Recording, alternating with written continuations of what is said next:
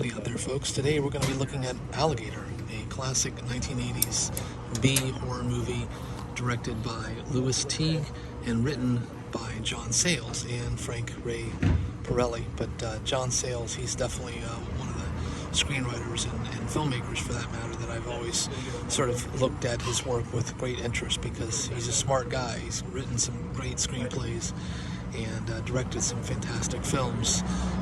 And this movie is just an interesting exercise in how you can make a B movie smart and pretty fun.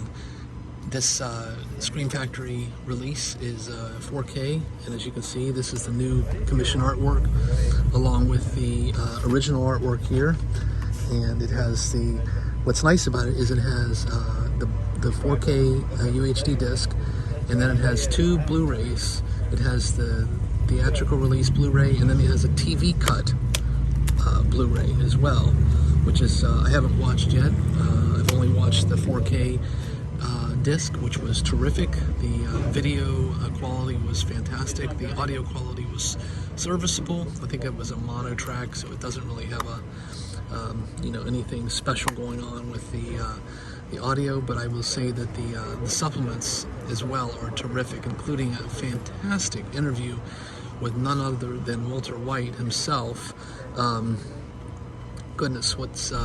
Bryan Cranston.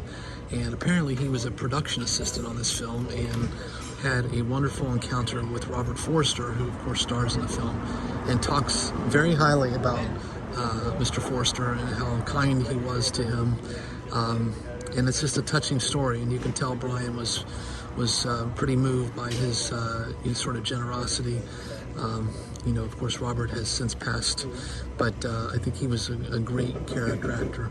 So the movie itself, it's basically Jaws with an alligator in a sewer, and it takes the whole urban legend myth or trope and realizes it in a feature film, filmed in 1979, 1980, and for what it is, it's very effective.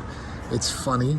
It's got some smart twists in the plot, and I would put it right up there alongside other films like Tremors.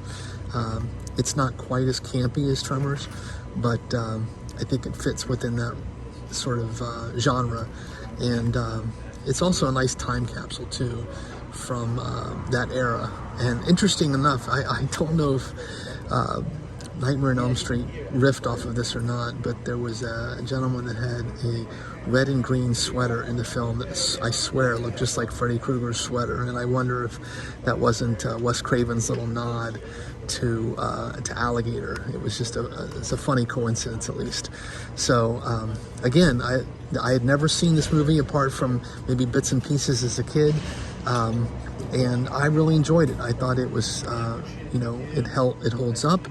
It's got great audio, great video qualities in this new 4K transfer, and like I said, the audio is fine, and it's just packed full of very interesting supplements, including some really interesting stuff with the writer John Sayles, who I am a huge fan of. So on that note, I do hope folks are well out there.